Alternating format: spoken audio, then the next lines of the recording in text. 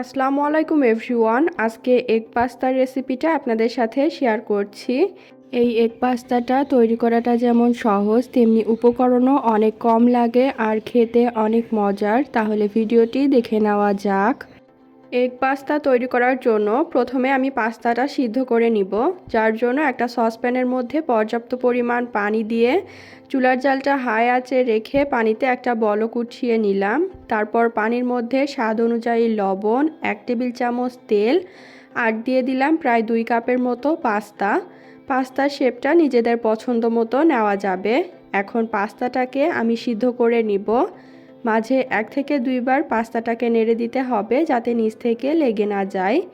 এই যে আমার পাস্তাটা সিদ্ধ করে নেওয়া হয়ে গেছে, আর পাস্তাটা সিদ্ধ করতে প্রায় 15 থেকে 20 মিনিটের মতো সময় লাগতে পারে।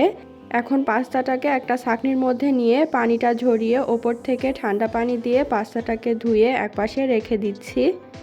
এখন চুলায় একটা ফ্রাইং প্যান বসিয়ে চুলার জালটা মিডিয়াম হাই আঁচে রেখে ফ্রাইং প্যানটা গরম হয়ে গেলে পরিমাণ মতো 3 থেকে 4 টেবিল চামচ তেল দিয়ে তেলটা গরম হয়ে গেলে প্রায় 1 কাপের মতো দিয়ে দিলাম পেঁয়াজ কুচি, সেই সাথে 4-5টার মতো কাঁচামরিচ কুচি দিয়েছি। পেঁয়াজ আর মরিচটাকে হালকা একটু ভেজে নিয়ে স্বাদ অনুযায়ী লবণ দিয়ে নেড়ে চেড়ে এখন পেঁয়াজের গায়ের কালারটা যখন হালকা চেঞ্জ হবে তখন এর মধ্যে 2টা ডিম দিয়ে দিচ্ছি।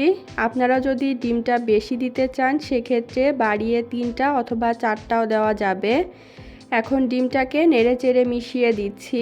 ডিমটা যখন ভালোভাবে স্ক্রাম্বল করে নেওয়া হয়ে যাবে তখন এর মধ্যে কেটে নেওয়া ধনিয়া পাতা দিয়ে দিব। এখানে ধনিয়া পাতার পরিমাণটা আমি একটু বেশি করেই দিয়েছি। এগ পাস্তাটা তৈরি করলে সব সময় চেষ্টা করবেন এর মধ্যে ধনিয়া পাতাটা দিতে, তাহলে খেতে অনেক বেশি ভালো লাগে। এখন নেড়ে চেড়ে ধনিয়া পাতাটা যতক্ষণ না সফট হয়ে যাচ্ছে ততক্ষণ পর্যন্ত ভেজে নিলাম। তারপর এর মধ্যে স্বাদ অনুযায়ী সামান্য একটু লবণ দিয়ে নেড়ে চেড়ে মিশিয়ে নিচ্ছি। এবার এর মধ্যে ধুয়ে নেওয়া পাস্তাটা দিয়ে দিব। পাস্তাটা দিয়েও একসাথে নেড়ে মিশিয়ে নিতে হবে।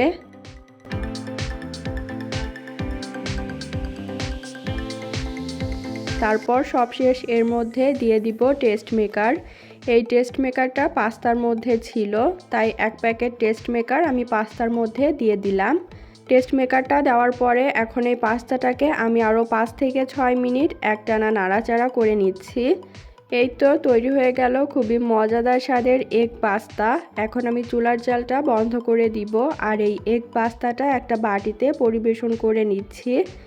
হাতের কাছে কোনো রকম সবজি বা মাংস না থাকলে সকালের নাস্তা, বিকালের নাস্তা অথবা বাচ্চাদের টিফিনে ডিম দিয়ে খুবই মজাদার স্বাদের এই পাস্তাটা আপনারা বাসায় তৈরি করে নিতে পারবেন।